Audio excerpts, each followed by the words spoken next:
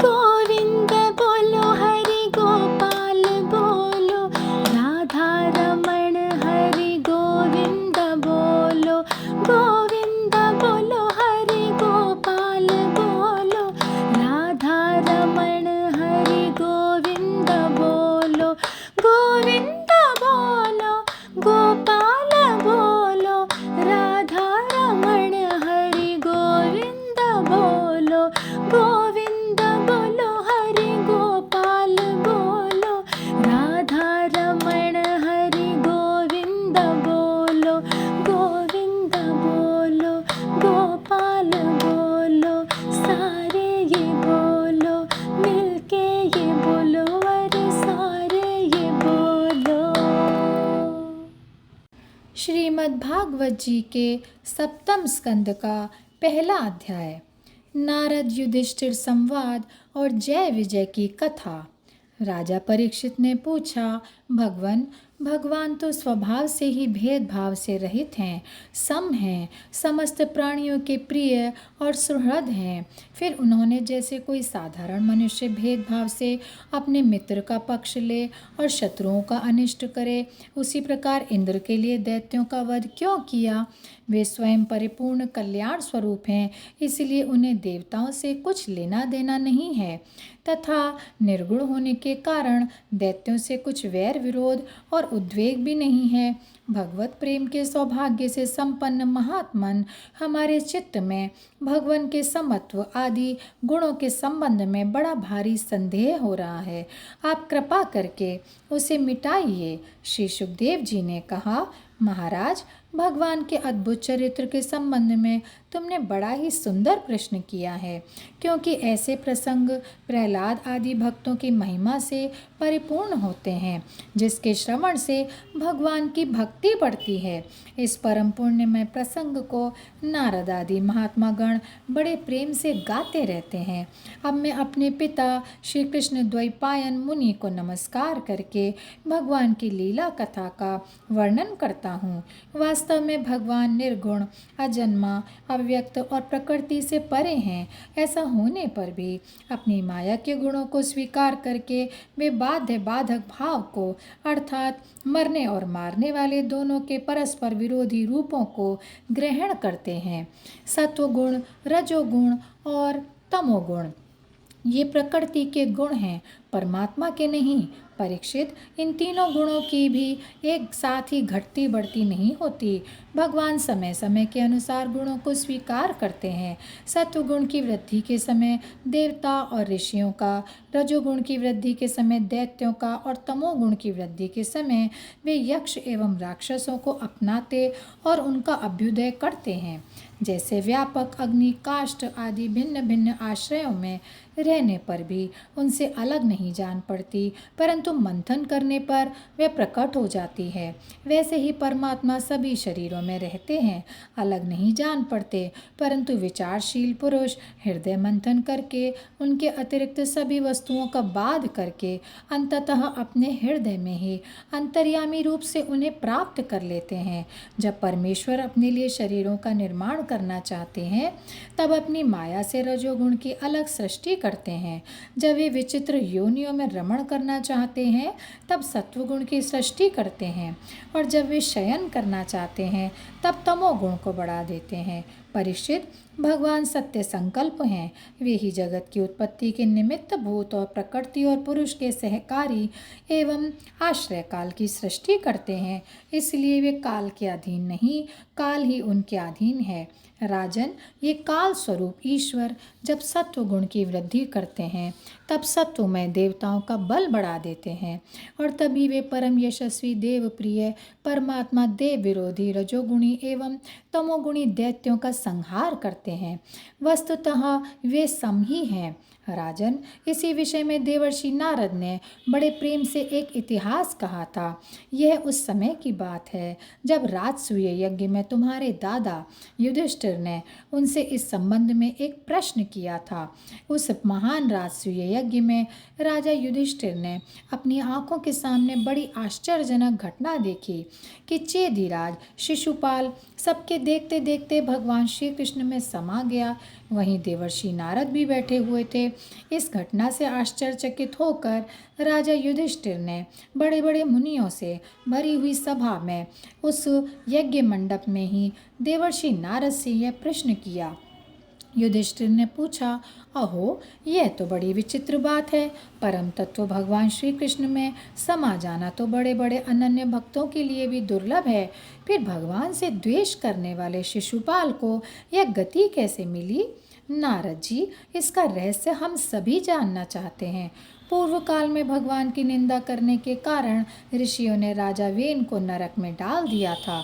यह दमघोष का लड़का पापात्मा शिशुपाल और दुर्बुद्धि दंतवक्त्र दोनों ही जब से तुतला कर बोलने लगे थे, तब से अब तक भगवान से द्वेष ही करते रहे हैं। अविनाशी परब्रह्म भगवान श्री कृष्ण को ये पानी पी पी कर गाली देते रहे हैं, परंतु इसके फलस्वरूप ना तो इनकी जीभ में कोढ़ ही हुआ और ना इन्हें कोई घोर अंधकार में नरक की ही प्राप्ति हुई। प्रत्युत जिन भगवान की प्राप्ति अत्यंत कठिन है, उन्हीं में ये दोनों सबके देखते देखते अनायास ही लीन हो गए। इसका क्या कारण है? हवा के झोंके से लड़खड़ाती हुई दीपक की लौ के समान मेरी बुद्धि इस विषय में बहुत आगा पीछा कर रही है। आप सर्वज्ञ हैं, अतः इस अद्भुत घटना का रहस्य समझाइए। श्री सुखदेव जी कहते हैं, सर्वसमर्थ देवर्षि नारद राजा के ये प्रश्न सुनकर बहुत प्रसन्न हुए। उन्होंने युधिष्ठिर को संबोधित करके भरी सभा में सबके सुनते हुए यह कथा कही। नारद जी ने कहा, युधिष्ठिर, निंदा, स्तुति, सत्कार और तिरस्कार इस शरीर के ही तो होते हैं। इस शरीर की कल्पना प्रकृति और पुरुष का ठीक ठीक विवेक न होने के कारण ही हुई है। जब इस शरीर को ही अपना आत्मा मान लिया जाता है, तब यह मैं हूँ और यह मेरा है, ऐसा भाव बन जाता है। यही सारे भेदभाव का मूल है। इसी के कारण ताड़ना और दुर्वचनों से पीड़ा होती है। जिस शरीर में अभिमान हो जाता है कि यह मैं हूँ, उस शरीर के वध से प्राणियों को अपना वध जान पड़ता है। किंतु भगवान में तो जीवों के समान ऐसा अभिमान है नहीं, क्योंकि वे सर्वात्मा हैं, अद्वितीय हैं। वे जो दूसरों को दंड देते हैं, वह भी उनके कल्याण के लिए ही, क्रोधवश अथवा द्वेषवश नहीं। तब भगवान के संबंध में हिंसा की कल्पना तो की ही कैसे जा सकती है।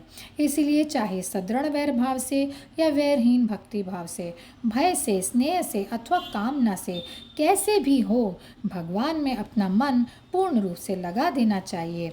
भगवान की दृष्टि से इन भावों में कोई भेद नहीं है। युधिष्ठिर, मेरा तो ऐसा दृढ़ निश्चय है कि मनुष्य वैर भाव से भगवान में जितना तन्मय हो जाता है, उतना भक्ति योग से नहीं होता। भृंगी कीड़े को लाकर भीत पर अपने छिद्र में बंद कर देता है और वह भय तथा उद्वेग से भृंगी का चिंतन करते करते उसके जैसा ही हो जाता है। यही बात भगवान श्री कृष्ण के संबंध में भी है। लीला के द्वारा मनुष्य मालूम पड़ते हुए ये सर्वशक्तिमान भगवान ही तो हैं। इनसे वैर करने वाले भी इनका चिंतन करते करते पाप रहित होकर इन्हीं को प्राप्त हो गए। एक नहीं, अनेकों मनुष्य काम से, द्वेष से, भय से और स्नेह से अपने मन को भगवान में लगाकर वे अपने सारे पाप धोकर उसी प्रकार भगवान को प्राप्त हुए हैं जैसे भक्त भक्ति से। महाराज, गोपियों ने भगवान से मिलने के तीव्र काम अर्थात प्रेम से कंस ने, भय से शिशुपाल, दंतवक्त्र आदि राजाओं ने, द्वेष से यदुवंशियों ने, परिवार के संबंध से, तुम लोगों ने स्नेह से और हम लोगों ने भक्ति से अपने मन को भगवान में लगाया है। भक्तों के अतिरिक्त जो 5 प्रकार के भगवान का चिंतन करने वाले हैं, उनमें से राजा वेन की तो किसी में भी गणना नहीं होती, क्योंकि उसने किसी भी प्रकार से भगवान में मन नहीं लगाया था। सारांश यह है कि चाहे जैसे हो, अपना मन भगवान श्री कृष्ण में तन्मय कर देना चाहिए।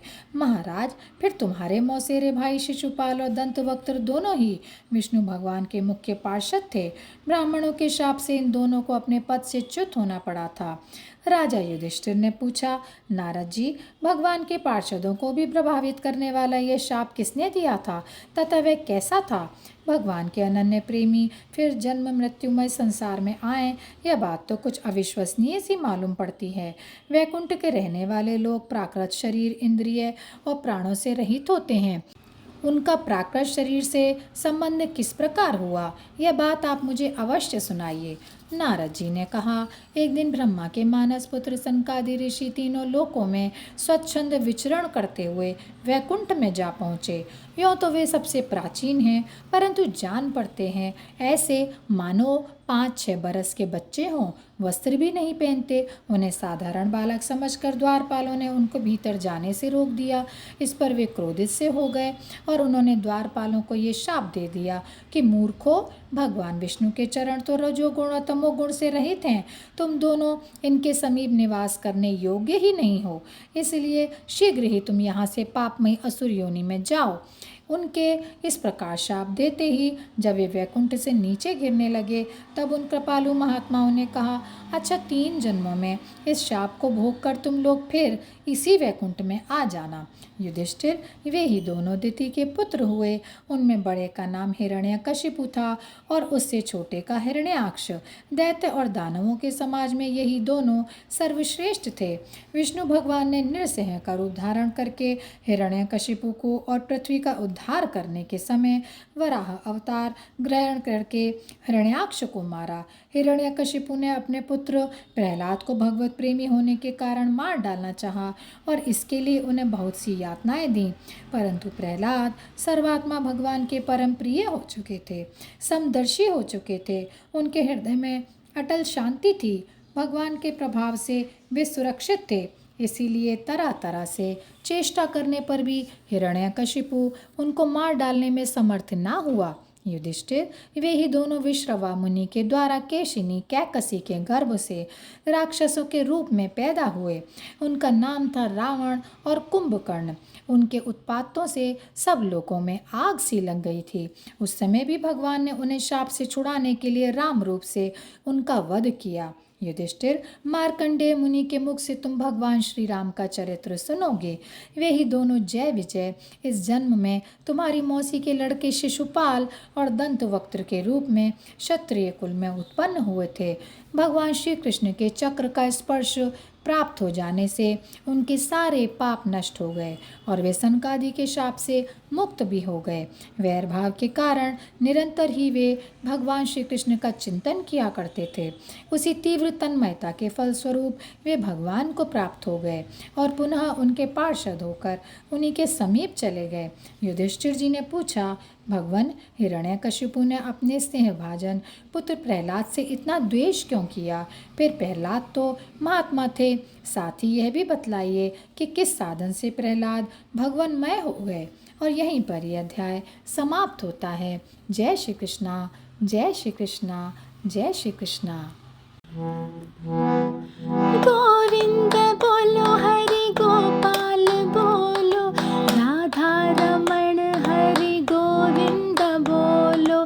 गोविंद बोलो हरि गोपाल बोलो, राधा रमण हरि गोविंद बोलो। गोविंद बोलो गोपाल बोलो, राधा रमण हरि गोविंद बोलो। गोविंद बोलो हरि गोपाल बोलो, राधा रमण हरि गोविंद बोलो।